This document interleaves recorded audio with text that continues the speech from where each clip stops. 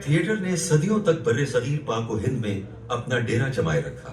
आगा हशर काश्मीरी हो या कुंदन लाल सैगल, उस्ताद झंडे खां हो या मौसीक़ार आजम नौशाद, सभी थिएटर की दरियाफ्त थे। इन तमाम फनकारों ने अपने अपने फन से थिएटर की दुनिया की तस्वीर में रंग भरे।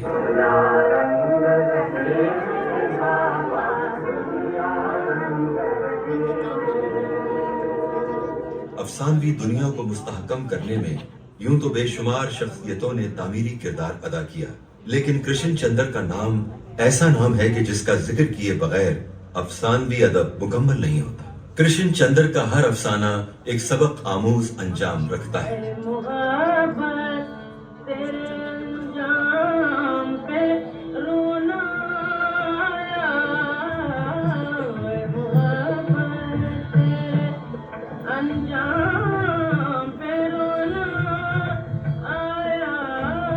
रेडियो के कायम होने के बाद तो अफसाना और ड्रामा निगारी में इनकलाब आ गया। तरक्की पसंद तहरीक ने अफसाना निगारी के मैदान में एक नई सोच को बेदार किया। तरक्की पसंद मुसन्निफीन का दौर मुख्तसर दौर लेकिन देरपा था। उस दौर का अफसाना जिंदगी बन गया और कृष्ण चंद्र उस दौर के नकीब करार पाए। ड्रामा पालना कृष्ण चंद्र का यादगार अफसाना है।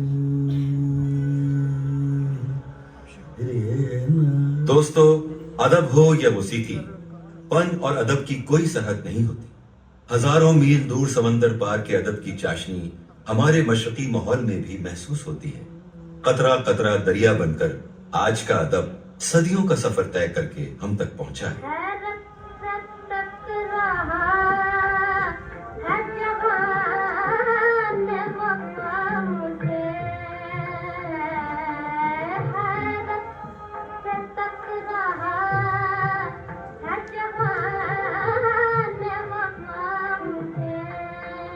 खुशी की बात यह है कि अफसाना निगारी ने तकसीम के बाद भी तरक्की की राह न छोड़ी।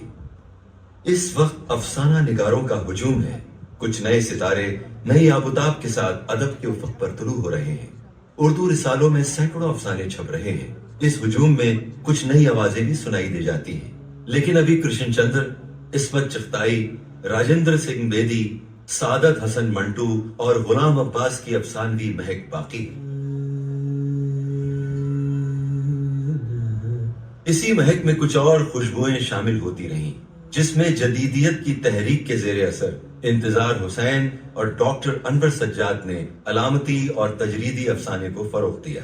गुजरते वक्त के साथ साथ कुछ और अफसाना निगार भी अपनी अफसानवी सोच के रंग भरते रहे और अपने पेशरो अफसाना निगारों के नक्शे कदम पर चलते रहे और कहानी कहने के फन को नई बुलंदियों से हमकिनार करते रहे। इनमें कुछ अहम नाम हैं: हसन मंजर, असद मोहम्मद खान, अखलाक अहमद, इकबाल खुर्शीद और रफाकत हयात।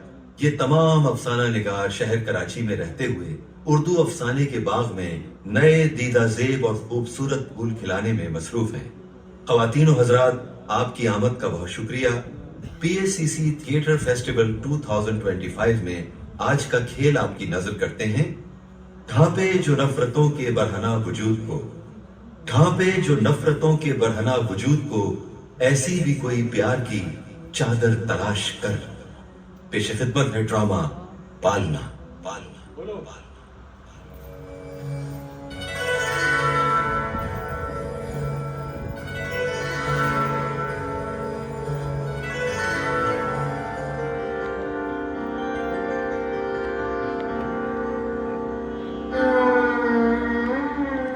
मैं जमाल हूं, एक रिपोर्टर, क्राइम रिपोर्टर, एक कलमकार, मजमून निगार। मैं लिखता हूं आकाओं के जुल्म पर, जहनी गुलामों के अलम पर, यतीम बच्चों के बिक जाने पर, माओ के लुट जाने पर। शहर में अमन हो दुश्वार नजर आता है, अब तो हर शख्स पुरअसरार नजर आता है। बेचने का तो हमेशा से है आदी वो जमीर, जो हमें साहिबे किरदार नजर आता है। दौरे हाजिर में जरूरत थी जभी तो हानि, बेजमीरों का भी बाजार नजर आता है।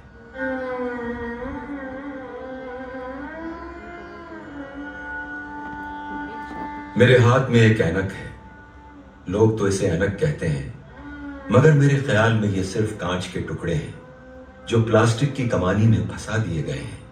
जिस तरह समाज की कमानी में आदमी की जिंदगी फंसा दी जाती है, ये जिंदगी टूट सकती है मगर इस कमानी से बाहर निकल नहीं सकती। यही हाल कांच के इन दो टुकड़ों का है, मगर प्लास्टिक की कमानी में फंसे हुए कांच के ये दो टुकड़े मामूली भी नहीं हो सकते, क्योंकि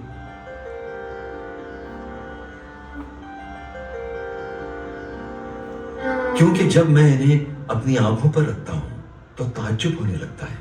ये सब कुछ जो इससे पहले नजर नहीं आता था, या जो फीका फैला फैला गोरख धंधा सा लगता था, या जो उड़े उड़े से धुंधलके में लिपटा हुआ धूल मट्टी में अटा हुआ दिखाई देता था, वो सब कुछ साफ साफ नजर आने लगता है, जैसे धुंध छट गई हो, गुबार धुल गया हो और हर चीज फोकस में हो। मेरे ख्याल में कांच के टुकड़ों का और कोई फायदा हो या ना हो, इतना फायदा तो जरूर है कि ये टुकड़े इंसान की आंखों को ठीक कर देते हैं। यूं तो हर इंसान के पास आंखें होती हैं, आंखों में नजर होती है, नजर में निगाह होती है, मगर कभी कभी ऐसा भी होता है कि इंसान आंखें होते हुए भी कुछ नहीं देखता, नजर रखते हुए भी अंधा रहता है, निगाह होते हुए भी कुछ नहीं समझता, और वो ऐसा महसूस करता है जैसे उसके चारों तरफ ऊंची ऊंची दीवारें हों और बीच में अंधेरा हो।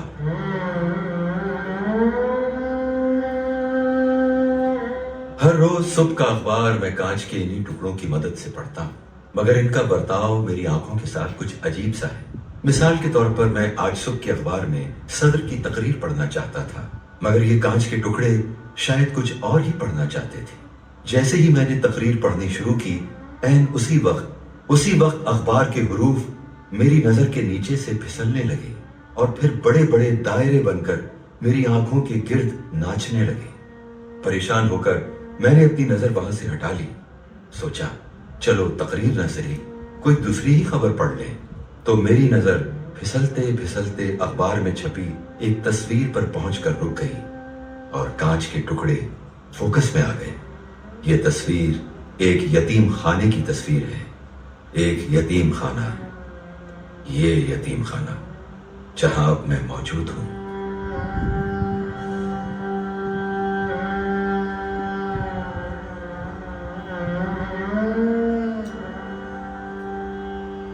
यतीम खाना यतीम बच्चों की परवरिश करता है। यतीम खाना लावारिस बच्चों की भी जिम्मेदारी उठाता है। बरामदे में एक पालना रखा हुआ है ताकि लोग नाजायज बच्चों को किसी कचरा कुंडी के ढेर पर फेंकने की बजाय इस पालने में छोड़ जाएं। सोचता हूं जिंदगी तो जायज है, जिंदगी नाजायज कैसे हो सकती है। ये यतीम खाना ऐसे जायज बच्चों की जिम्मेदारी लेता है जिसे इंसानियत के दुश्मन नाजायज कहते हैं। रात फैलती जा रही है, अंधेरा बढ़ता जा रहा है। यतीम खाना खामोश है, बच्चे सो रहे हैं। शायद निगरान जाग रहा है, रात भी जाग रही है।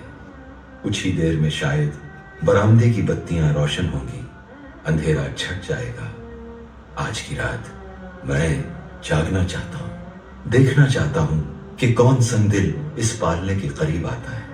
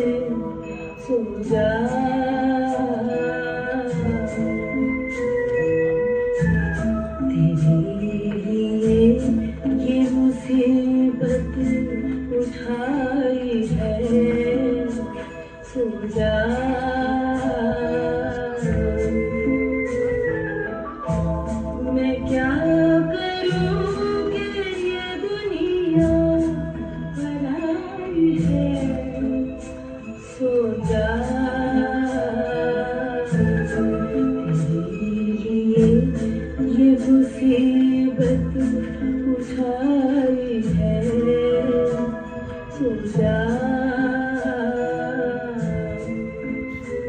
सो जा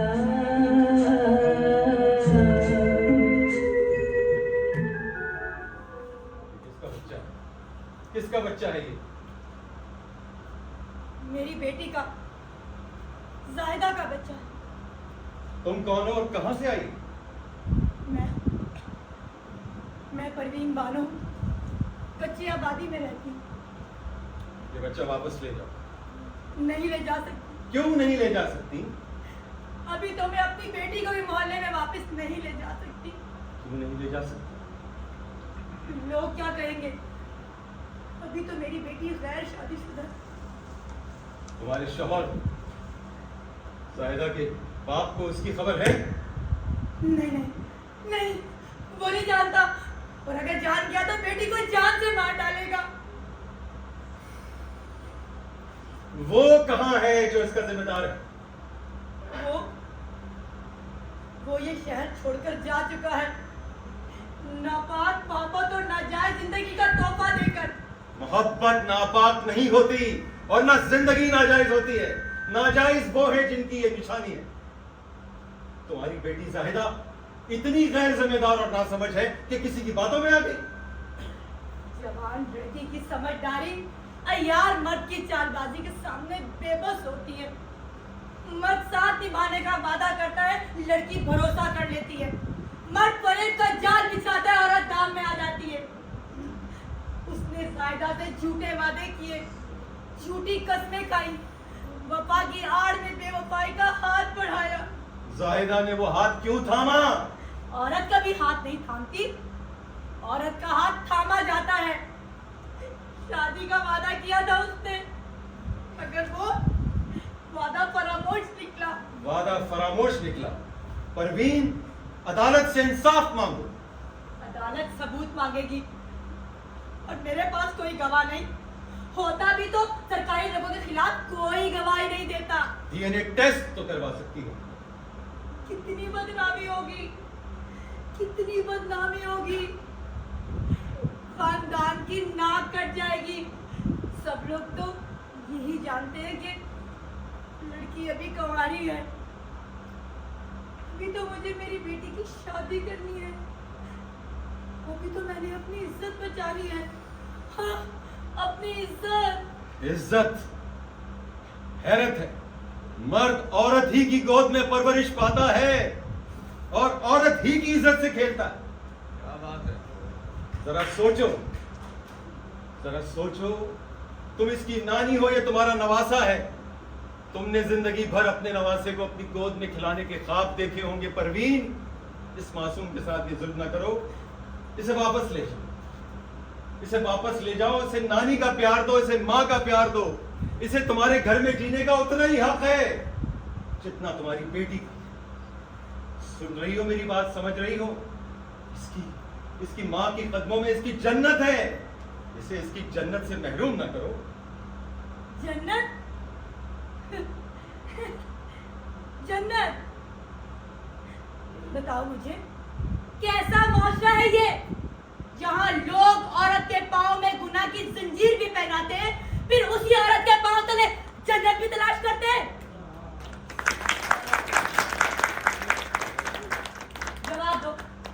जवाब दो मुझे। कौन करेगा मेरी बेटी से शादी? कौन करेगा? क्या तुम्हारे यतीम खाने में है कोई ऐसा जो मेरी बेटी को अपनाए? हौसला रखो परवीन, ये दुनिया इतनी बुरी भी नहीं जितनी तुम समझ रही हो। अभी ऐसे लोग बाकी हैं, जिंदा हैं, जो तुम्हारी बेटी का दुख सुनकर उससे शादी कर लेंगे। शादी कर लेंगे। ये दौर इनकलाबी है। दुनिया बदल रही है, तुम्हारी दुनिया भी बदलेगी। कुछ नहीं बदलेगा। ना ये लोग इनकलाबी है, ना ये दौर। ये दुनिया गुलामों की दुनिया है, और गुलाम इनकलाब नहीं लाते। ये दुनिया गुलामों की दुनिया है, गुलामी की दुनिया। क्या नहीं है इस दुनिया में? है? सभी कुछ तो है। लूटमार है, बेईमानी बेशुमार है, गरीब की इज्जत तार तार है, अमीर का बेड़ा पार है। भूख है, बेरोजगारी है, मगर मगर बेटी का बोझ बहुत भारी है, बेटी का बोझ बहुत।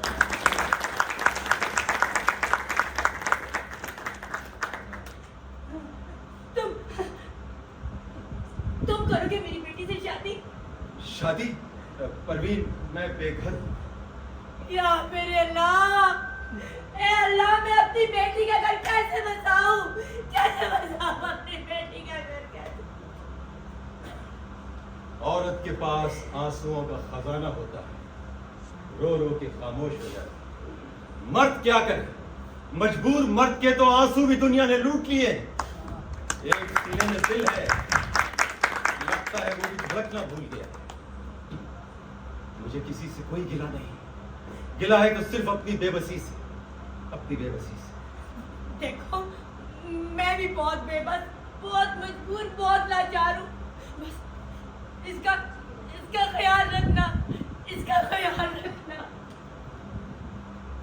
माँ का प्यार मेरा और ना बाप का साया, ना माँ का प्यार मेरा और ना बाप का साया, कदम कदम पे ज़माने ने हमको ठुकराया।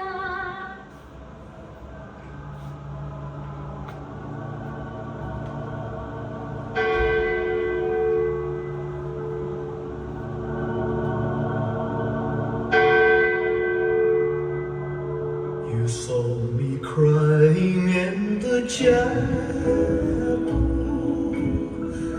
The tears I shed were tears of joy. I know the meaning of contentment. Now I'm happy with the Lord.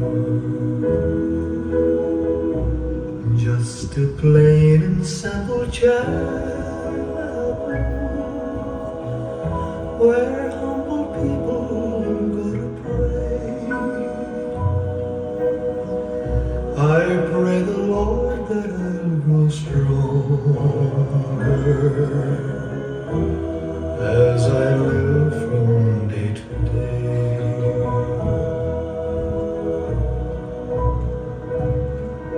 I've searched,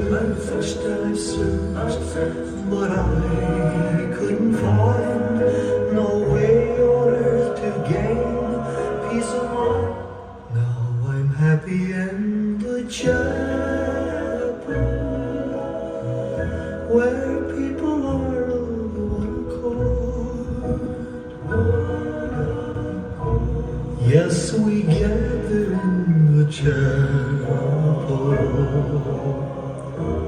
just to sing and praise the Lord. You'll search and you'll search, but you'll never find no way on earth to gain peace of mind. Take your troubles to the chapel. Get down on your knees and pray. Then your burdens will be lighter, and you'll surely find the way.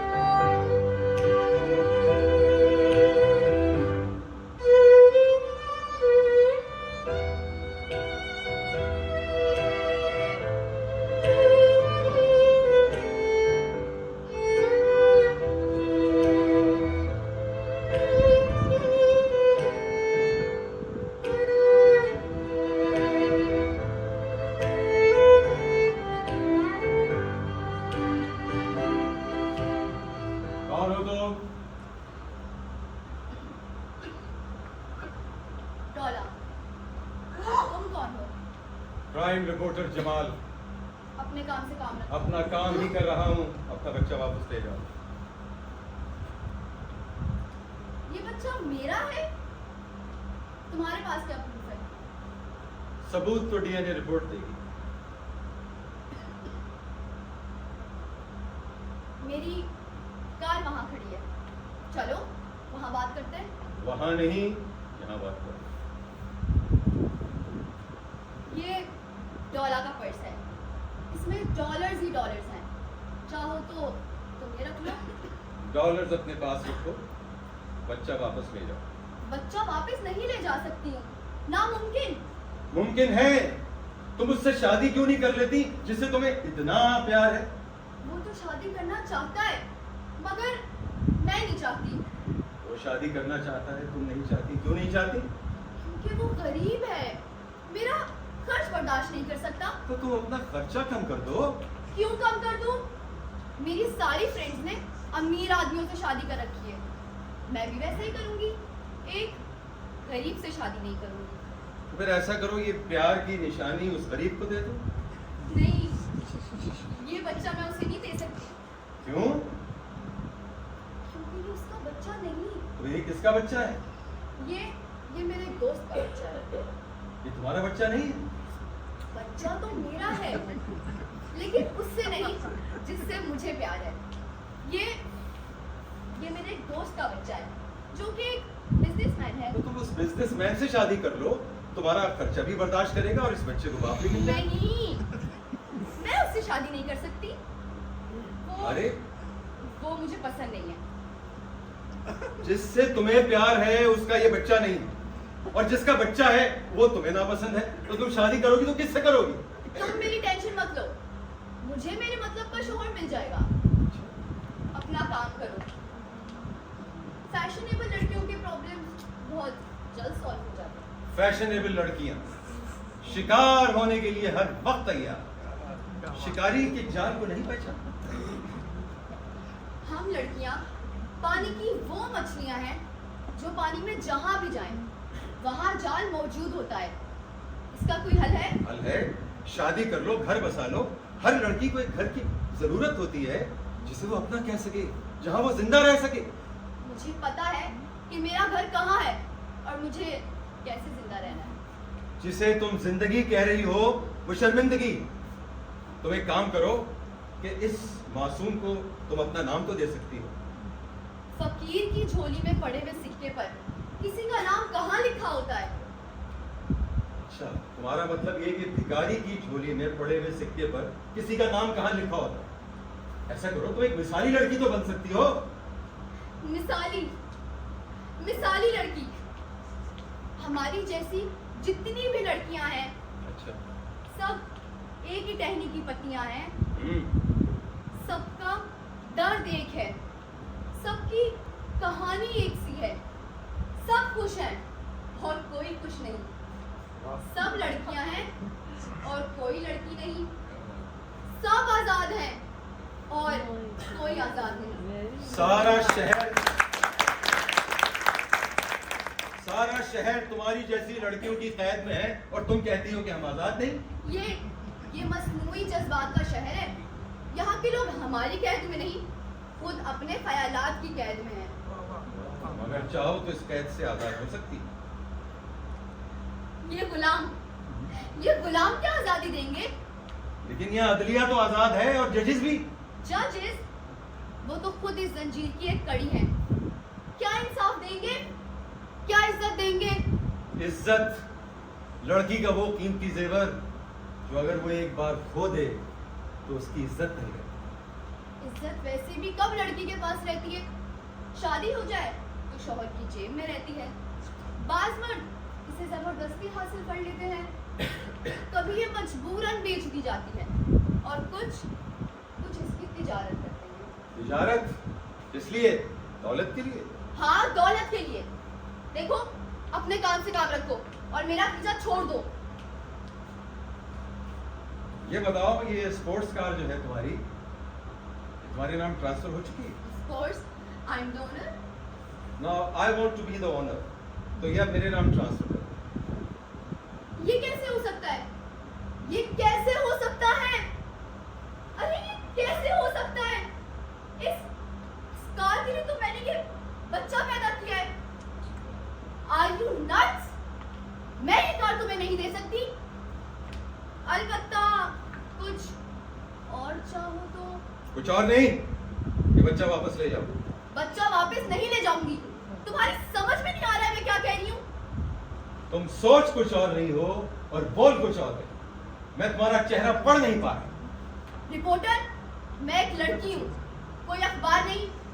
मुझे पढ़ने की जरूरत नहीं है। फिर अखबार की खबर बनने के लिए तैयार हो जाओ। तुम क्या मेरी खबर बनाओगे? खबर तो तुम्हारी बनेगी। मैं बयान दूंगी कि ये बच्चा तुम्हारा है।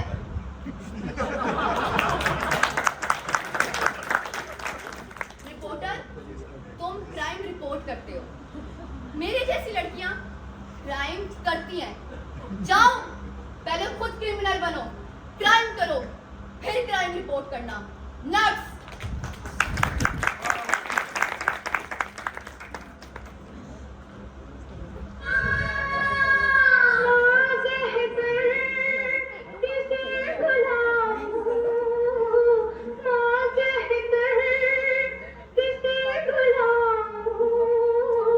मेरा दुनिया की कोई सहारा नहीं, अपना दुखड़ा किसे सुनाऊं, अपना दुखड़ा किसे सुनाऊं। मेरा दुनिया की कोई सहारा नहीं, माँ कहकर किसे बुलाऊं।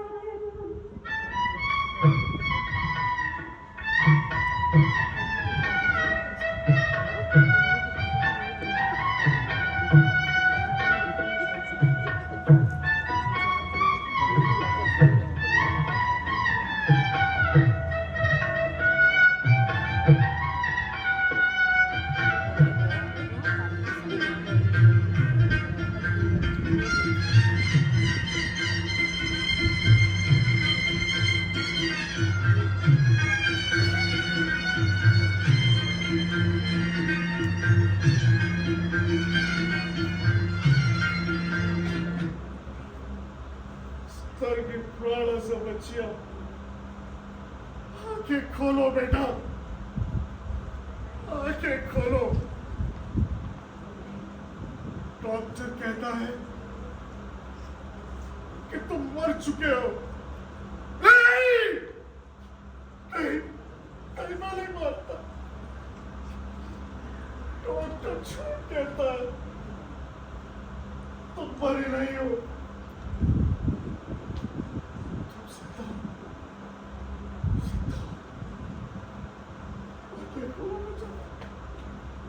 तुम्हारा बाप सुनूंगा।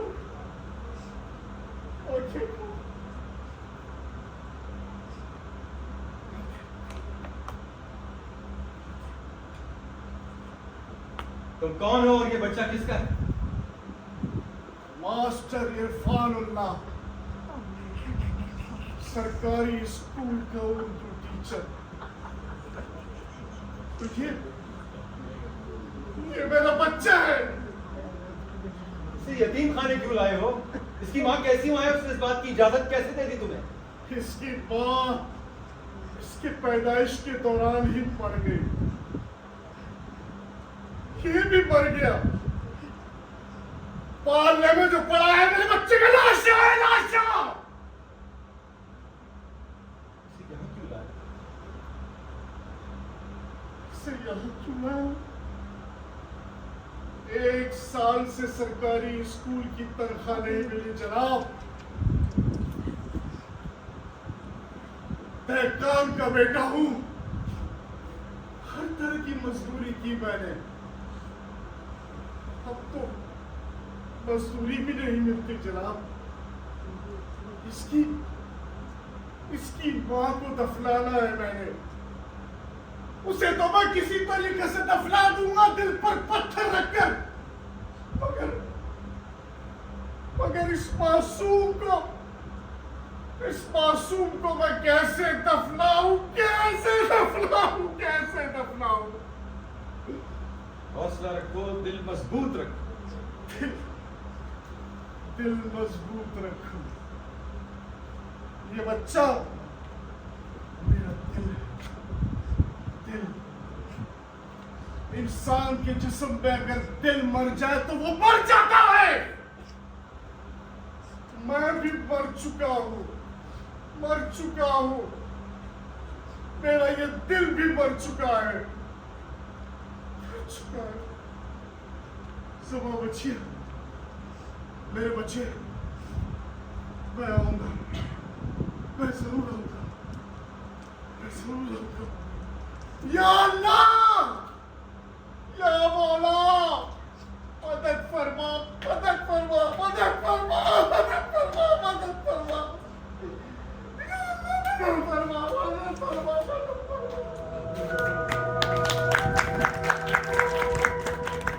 तुझे जिंदगी भी मिल सकी,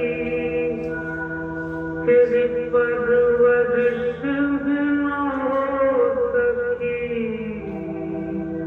बड़ी बदनसीब है तेरी माँ, तेरी मौत पर भी न रो सकी। किसी घर का ये भी चराग था। आधी रात पालना खाली है इंसान के दिल की तरह। मैं बहुत थक गया हूं। मैं इसी पालने में गिरकर सो जाना चाहता हूं। क्या मैं इस पालने में सो सकता हूं? क्या मैं इसमें सो सकता हूं? शायद नहीं। ये पालना बहुत छोटा है और हमारे गुनाह बहुत बड़े हैं। खुद अपनी जात में ऐसा उलझ गया है बशर, न हुस्न खैर न असबाब शर की इसको खबर। सहीफा हाय मोहब्बत न याद सोजे जिगर, रहे न याद किसी को भी कौले पैगंबर। हर एक शख्स है हानि यहाँ पे सौदागर। बस अब हयाते बशर चीखती है, आ जाओ। कोई मसीह, कोई खिज्र और कोई मेहदी।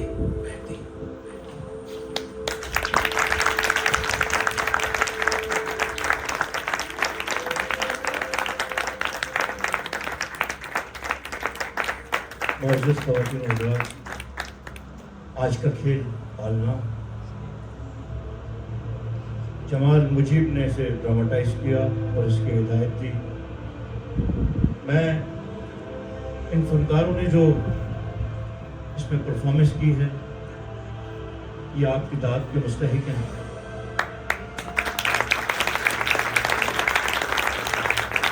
हमारे कराची स्टेज के बहुत सीनियर राइटर, डायरेक्टर और अदाकार खान मोहम्मद सादिक, जो बंशी का रोल कर रहे हैं। कराची स्टेज का एक और बहुत अच्छा फनकार, जिसने ना सिर्फ टीवी पर, फिल्मों में, थिएटर पर अपना लोहा मनवाया, यूसुफ खान।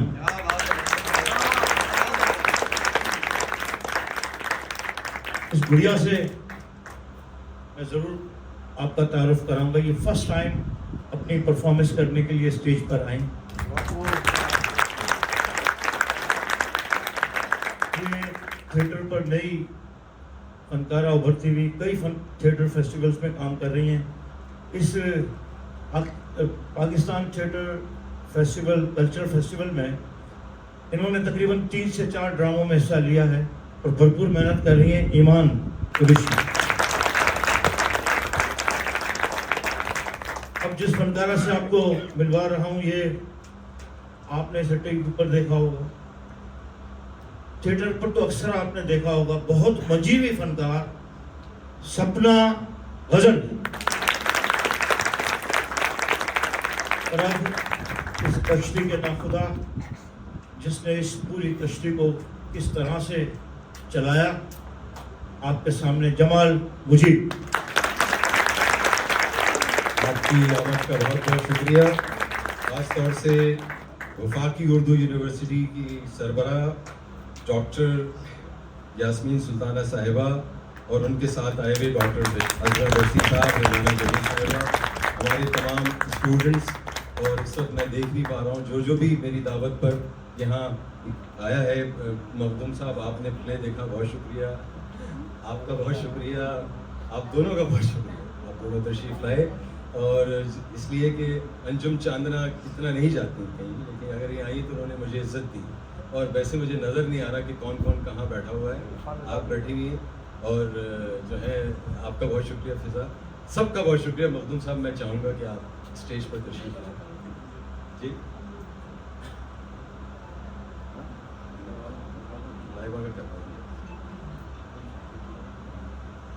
नुमान साहब, आप मुझे नजर आ गए इस अंधेरे में भी, ये हो नहीं सकता, आ जाएं, क्योंकि आप मेरे उस्तादों में से आइए, ये सब आपका ही है, सारा कुछ आपने सिखाया।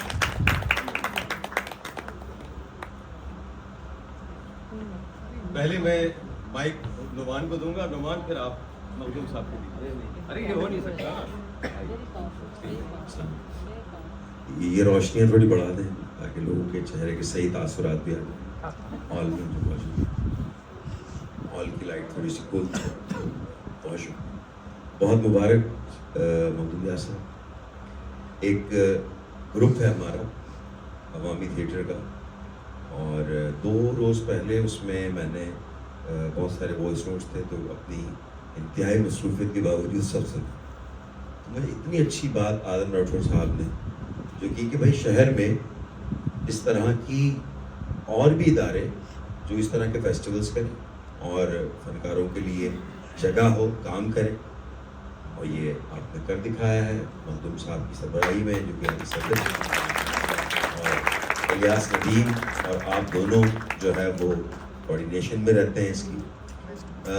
PACC से मेरा तकरीबन मेरे बचपन का ताल्लुक़ है, और मैंने इसी स्टेज से सब कुछ शुरू किया था। मेरे एक उस्ताद, जैसे क्लास में और मुख्तलिफ असातिज़ा होते हैं, तो एक मेरे उस्ताद अहमद फ़ारूकी साहब, इनिशियली जो मैंने तरबियत हासिल की, तो उनके साथ मैं यहाँ थिएटर करता था।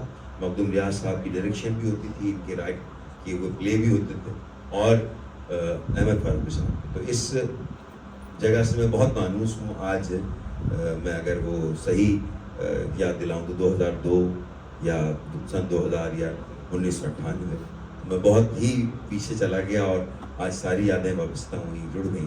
मखदूम भाई, बहुत आपको मुबारक। जमाल मुजीब, आप मेरे दोस्त हैं, और नहीं, बहुत जीते रहिए आप, और आप एक अच्छे अदाकार हैं और अच्छे लिखारी हैं। सबसे ज़्यादा आप एक अच्छे लिखारी हैं, और नहीं, वो आप फैसला करें ना, मेरे फैसले में नहीं आ सकते आप इंतहाई बारीकी से लफ्ज़ों की बुनत और उसकी सेहत, उसकी ज़िंदगी को कायम रखते हैं। ये आपके लिखने में जो कमाल है, जो रिदा में आपके पास, तो उसमें तो कोई डाउट नहीं है। और ये तमाम जो बच्चियां नई थी, ये तो खैर बहुत पुरानी हमारी बहुत अच्छी सी एक्टर है, और खान सादिक भाई भी और हमारा हीरो भी, तो सब ने ही अपनी इस कम वक्त में, यकीनन फेस्टिवल में ऐसा होता है, वक्त की कमी होती है, तो बहुत अच्छा परफॉर्म किया। आप सबको बहुत मुबारक, जमाल मुजीब आपको बहुत मुबारक, और तमाम टीम को बहुत मुबारक। Thank you so much.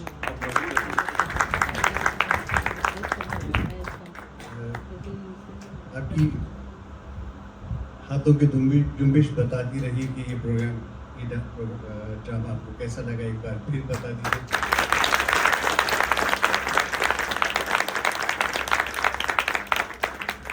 जो थिएटर समझते हैं, जिन्होंने थिएटर देखा है या थिएटर में काम किया है, वो इसका अंदाज़ा कर सकते हैं कि जो 1 घंटे में हम आसानी से देख लेते हैं, उसके पीछे बहुत तवील मेहनत और हमारे शहर में खुसूसन बहुत बेसरो सामानी है, उसमें ये सारा सामान का एहतमाम करना वाकई बहुत मुश्किल है।